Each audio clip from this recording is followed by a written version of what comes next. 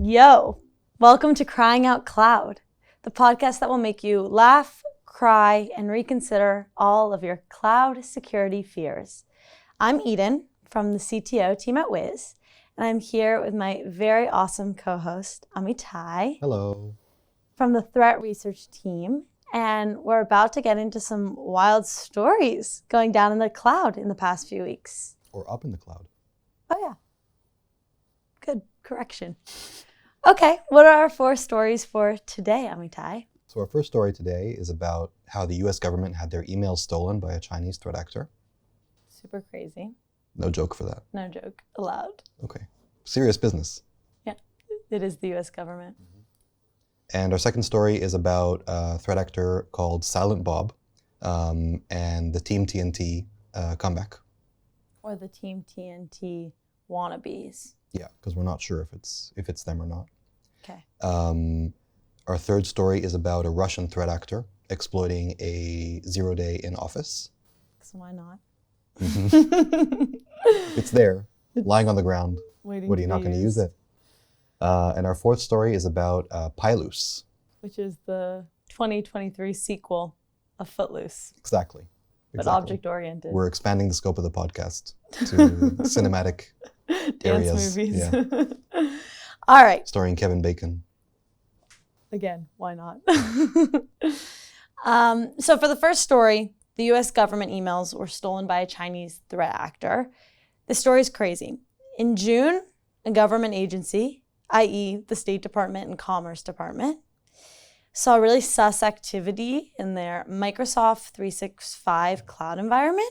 Like there was weird stuff happening in the logs. Yeah. So they hit up Microsoft and CISA to notify them of this. Mm-hmm. And this unraveled a huge mystery, one that Microsoft didn't even notice themselves, which was the Chinese threat actor somehow stole or acquired a signing key and used that to gain access to the email accounts of US government employees. Exactly.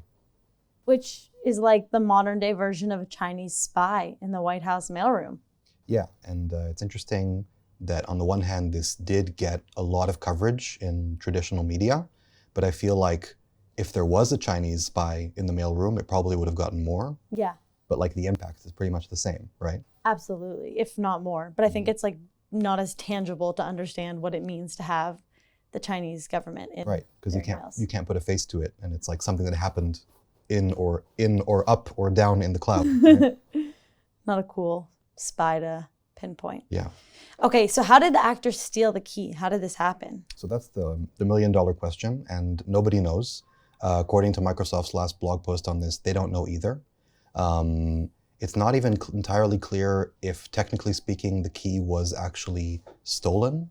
Like it's possible that the threat actor just gained access to some system that has access to the key, and they just compromised the system and used it to sign whatever they needed to sign. But that's like the main mystery, and I'm guessing Microsoft will eventually figure it out. But in the meantime, at least at the time of recording this, we don't know yet. Okay, so they got the key, and then what did they do with this key? So according to Microsoft, they used this key, which was a private key, to sign access tokens to gain access to email accounts in Exchange and Outlook belonging to government employees. This is being attributed to the Chinese. Yes. Why? So that's also a good question. Microsoft obviously has probably a bunch of reasons for doing this. Their blog post wasn't incredibly heavy on details. They did list... Yeah. Details light.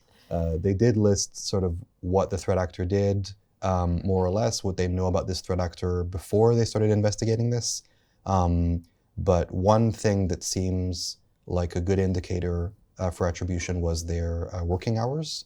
Like they noticed that the threat actor's activity corresponded with Chinese time zone, which is a good way of saying more or less where in the world the threat actor is located, or, you know, where they're they... an early riser, you know. Yeah. Or, you know, for example, if there's like a holiday in China and they don't work that day, then that's also a good indicator that you're looking at Chinese activity. And that they have a work-life balance. Hopefully, yeah. Just like the rest of us. Yeah. But it is worth pointing out that that can also be faked, right? Like if you really want to blend in and pretend to be another actor, you can fake that kind of stuff.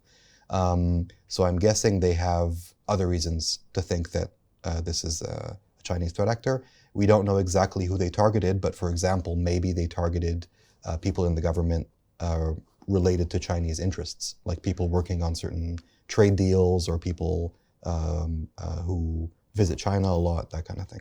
So, but we don't know. That's just me guessing. Okay.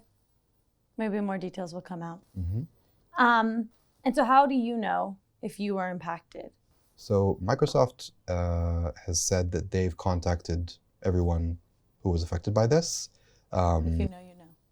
Exactly.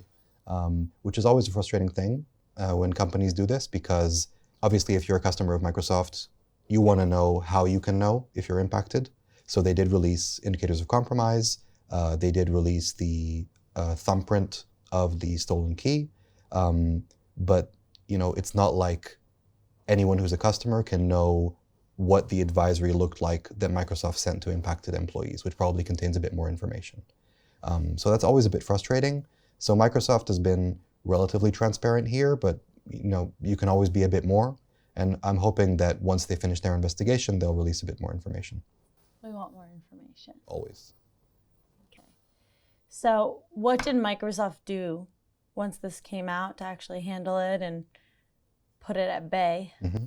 So first of all, they investigated. Like you mentioned, they weren't the ones to notice that this is first. Like one of the governmental organizations that was hit by this, they noticed it in their logs. They were paying and they had access to logs that were very, very, very detailed. Which this is an interesting point. Yeah. Not everyone had access to these logs. Yeah, like if you're a basic customer of Exchange, you don't have access to these logs, and you would have no way to know if you were affected by this on your own.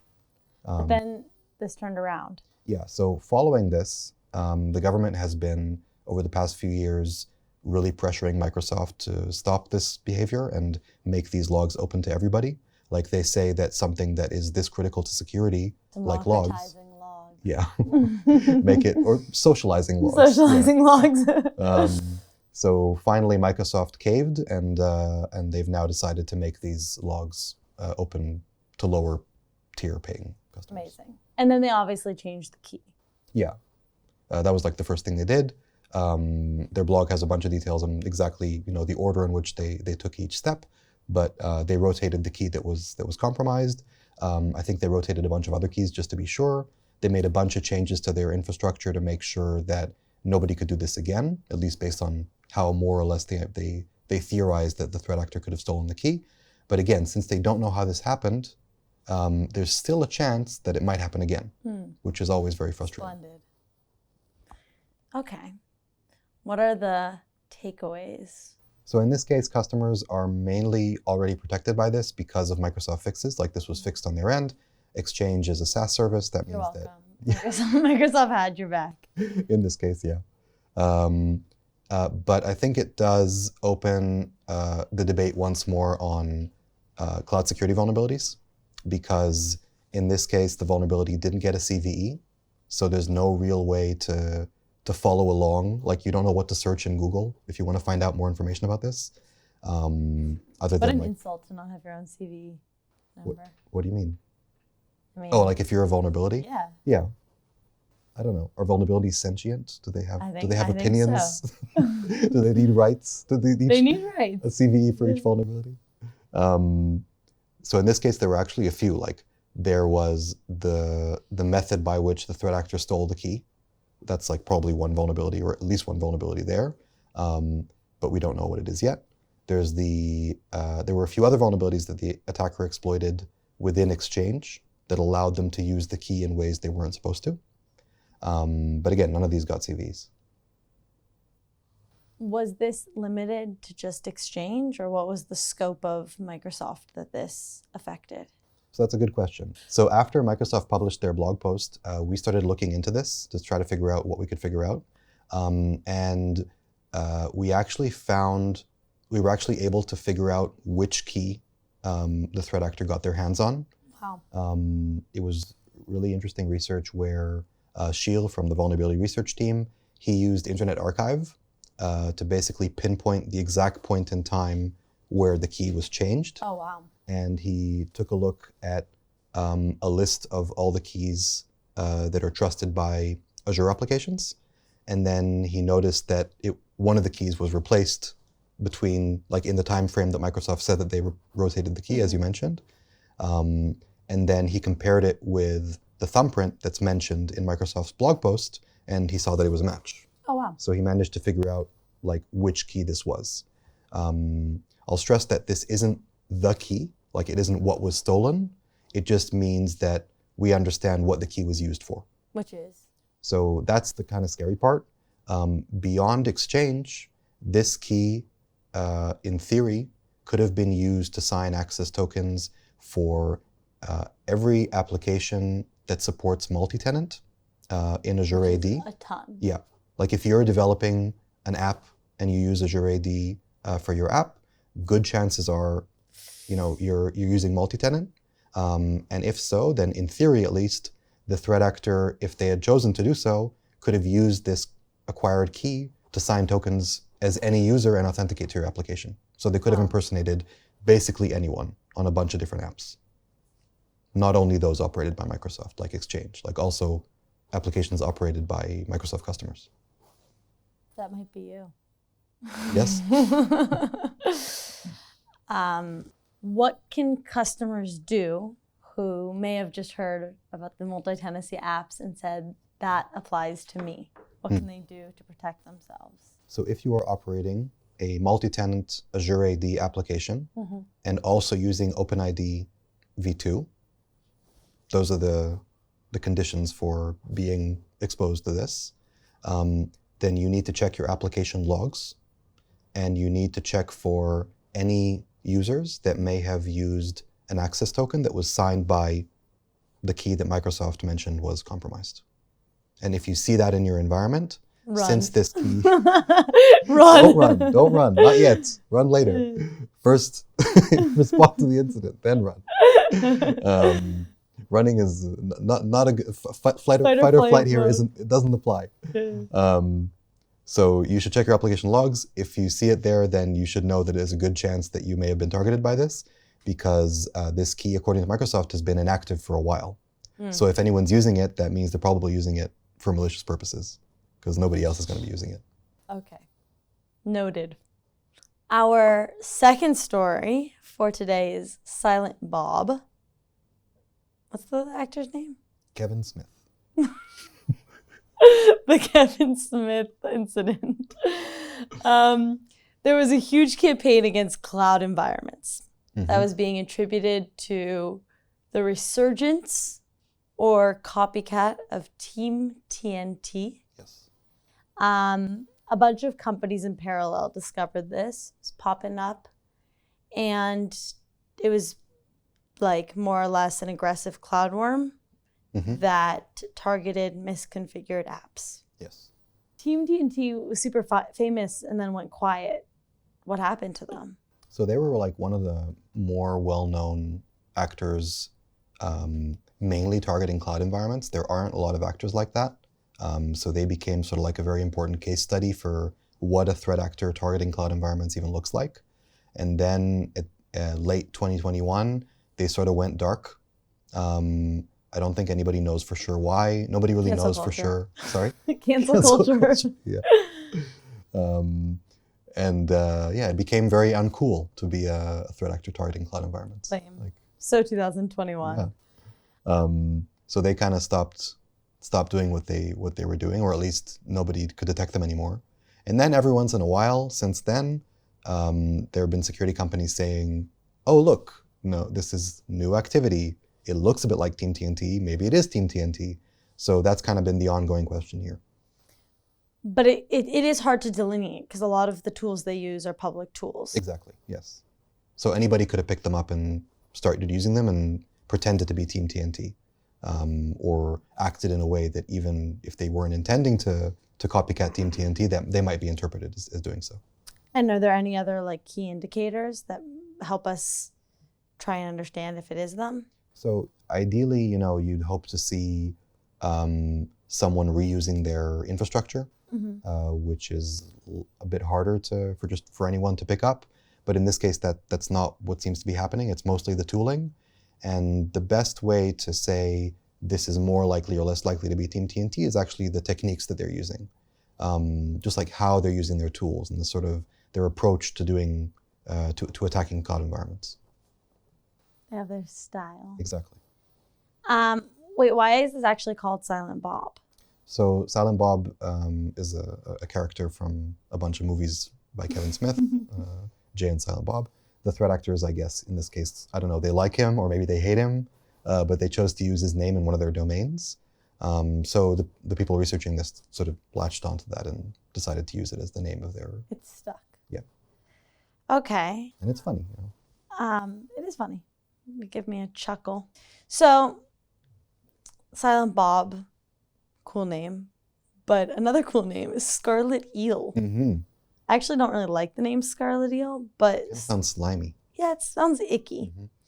Scarlet Eel and Silent Bob are intertwined. Exactly, yes. How so? So Abigail from our research team, she noticed that they were... It's a really cool research team. Yeah. Follow us. Follow us. So she noticed a few commonalities. I'm not on the team, but follow us. You're a fan. I'm a fangirl. #1 fangirl. So she noticed there were a few commonalities between the indicators of compromise mentioned in all the different blogs on Silent Bob and blog posts on Scarlet Eel, where they seem to be using the same cryptocurrency wallet. And they also seem to be using the same IP addresses for some of their servers. They share their money, honey. Mm-hmm. Yeah, so this is either the exact same actor, just, different names being detected by different people in different ways, or maybe this is a different actor and they're cooperating, I don't know. One friend owns another friend money. Yeah, and they share your wallet as friends do, right? Only best friends. But this came to light, and there were a handful of different companies and organizations who noticed it. How did they see this behavior? So some noticed it in their honeypots. Basically, they have servers purposely exposed to the internet and maybe purposely vulnerable or misconfigured, and then every once in a while they get a hit on a threat actor that doesn't know this is a honeypot, so they target it thinking it's a real cloud organization, and then they collect samples and they figure out, okay, this might be something interesting. Other companies noticed this by just having their customers targeted by it, and then they responded to the incident, and then they figured out this was going on. But they're not leveraging any specific vulnerability. It doesn't seem like it. It seems like in all the cases that have been exposed so far, they're just exploiting misconfigurations in a ton of different applications. Which takes us to our takeaway. It takes us to our takeaway. Don't misconfigure your applications. Which is a bit easier said than done. Yeah. So in this case, you need to use a scanner. You need to either use an unauthenticated network scanner to try to find this stuff before threat actors do, or you need to scan the applications themselves, check out their configuration, make sure everything is shipshape. Or use a tool. We won't say what it's called. Voice. Exactly. Our third story is the Office 0-day vulnerability, which was used to target Ukraine. And there's no patch available. Unfortunately. Sad. If you want to know the deeds, it's CVE 2023-36884. See, this one wasn't lame. It got its own number. Yeah, it's privileged. Yes, lucky. So pretty much the attacker could create a very specific type of document, and then they could perform remote code execution. If you open the document. Yeah. If you read the document. Well, you don't necessarily have to know how to read. I mean, you could open the document and just stare.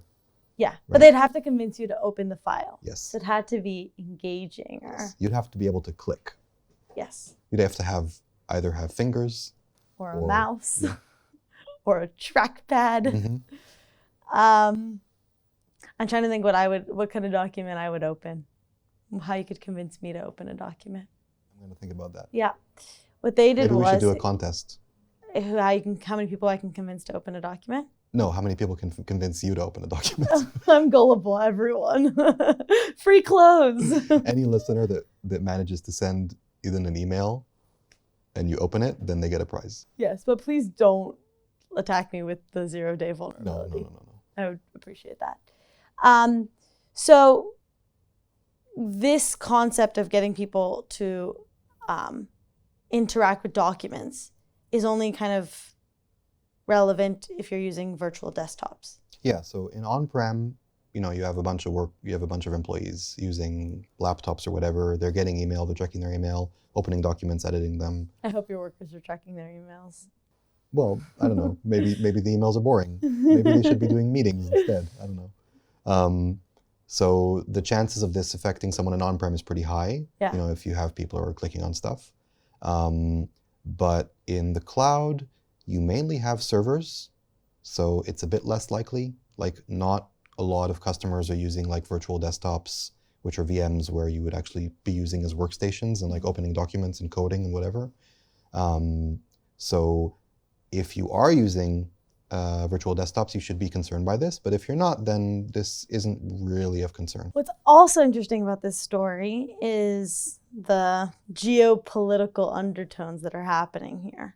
Or overtones. I mean, they're not This exactly is not subtle. even under. Yeah. This is just quite clearly a Russian threat actor leveraging this, sending emails, talking about Ukraine. Yeah. Join our cause. Yeah, the Fight for Ukrainian World Ukraine. Congress. People are on Team Ukraine. Open it, and boom. They get exploited. The Russian threat actors have a really good name. Their name is Romcom.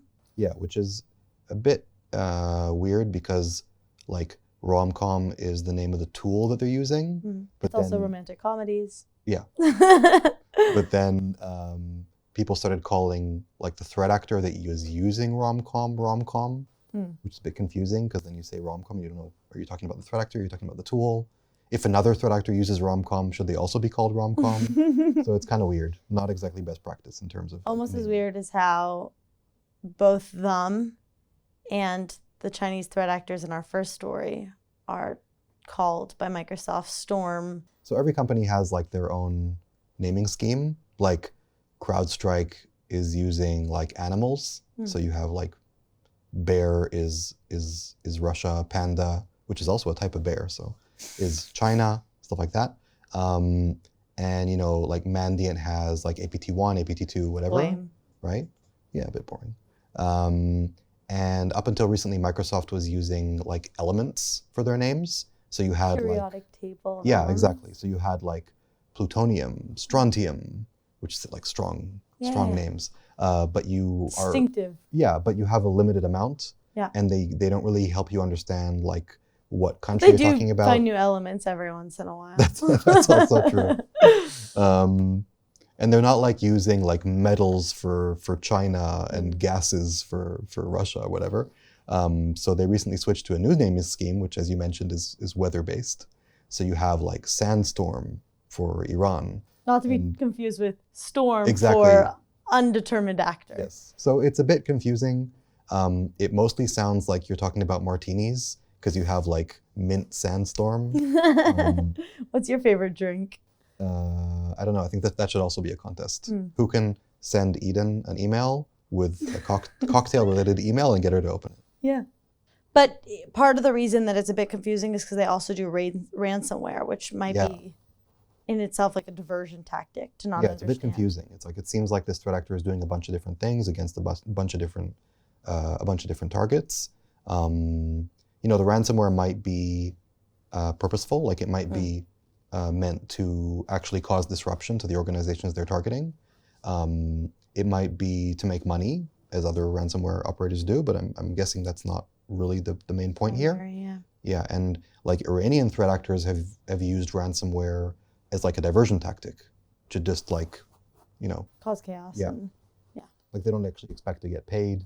Oftentimes, like there's no actual way to restore the contents of the encrypted files. It's not really Classic professional. chaos. And how do you know if you were affected by this? So unfortunately, as you mentioned, this vulnerability doesn't yet have a patch, but you can detect if you were affected based on what version of Office you're using. There was a bit of confusion about exactly which versions are affected. It was like a Sudoku game trying to figure out, like, it was this, but not that, but that. Like it seems to only affect certain subscription types for Office 365. Like if you're registered to the semi-annual version, then you are affected. If you're registered to the annual one, you aren't affected. Kind of weird. I'm hoping Microsoft sort of clarifies this. They've updated their blog post on this a few times. Every time someone points out, like, wait, but is this affected? Is that affected? Kind of confusing. Suggested edit. Exactly. But all in all, like you can tell if you were affected by this, and if you are, then or even if you aren't, if you want to make sure, then the best thing you can do is follow their instructions on how to mitigate it, because there's no patch, and mitigating it involves editing a registry key in Windows, basically, according to their instructions. And anyways, if you're not using virtual desktops. Yeah, again, like, you should be less concerned about this if you niche. Yeah, at least in the cloud. Yes. Okay. And for our last story, we have PyLoose, which is a recently detected crypto mining attack discovered by Wiz, yours truly.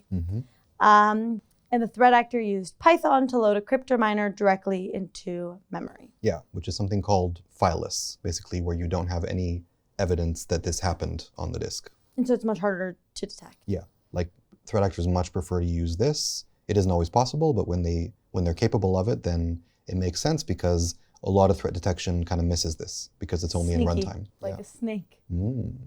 Hence Python. Exactly. Okay. And why is this one called PyLoose? So the Py is for Python, and the loose is for one of the URLs used by the threat actor, which was like chatting loose or something like that. So we combined that into PyLoose. Cool. It's fun to get to name your own incidents. That's always fun, and it always wastes an inordinate amount of time. What are the PyLoose takeaways? So we published a blog about this, and the blog has IOCs that you can check for infection in your environment. In this case, the threat actor was exploiting publicly exposed Jupyter notebooks. Jupyter Notebook comes up a lot. Yeah, because it's a code execution environment. So if it is publicly exposed, then threat actors can connect to it and run code. It's like code execution as a service. I feel really personally attached to Jupyter Notebook because when I was in college, I learned to code on. No, it's really popular. Everybody likes to use it, which is why it's everywhere. But you shouldn't be exposing it to the internet, right? So in this case, it was part of a service that was purposely exposing these to the internet, and they just didn't have mitigation against preventing someone from running a crypto miner in memory, basically. Which is bad. Okay. That's PyLoose. That's PyLoose. So what are the takeaways or our podaways for this episode? So the US government had their email stolen by a Chinese threat actor. And you can read Microsoft's blog to understand what they found out in their investigation. You can read our blog post to figure out what the implications of the stolen key were. And all in all, you should check your environment for the IOCs listed in their blog post. And you should check your logs. Which you can now check. Yes. To see if you have any indications there. And you can also check your application logs for any indication that the threat actor targeted you using the stolen key. For the second story, what are the takeaways? So Silent Bob, which might be Team TNT resurging, it might be a copycat. You should check your environment for IOCs. Make sure that all your applications that they're exploiting, which include Redis, Jupyter Notebook, Tomcat, a few others, you can check out the blog post for more information. Make sure they're properly configured. They don't allow unauthenticated access. Generally, try to avoid putting this kind of stuff directly exposed to the internet, just because if you're not going to be caught by a misconfiguration, you might be caught by a vulnerability, which is just as bad. And the third story, the Russian threat actors. And with Russian threat actors exploiting an Office 0 day, there's no patch available, unfortunately, but there are mitigations available. If you are a cloud customer that is using virtual desktops, you should be concerned by this, and you should apply the mitigation, which includes editing a registry key according to Microsoft instructions. And then the last one for PyLoose. So for PyLoose, make sure that if you're using Jupyter Notebooks properly configured, try not to expose them to the internet because Overarching theme. it's always going to Jupyter be. Notebook. Misconfigurations are everywhere, and they should be of main concern.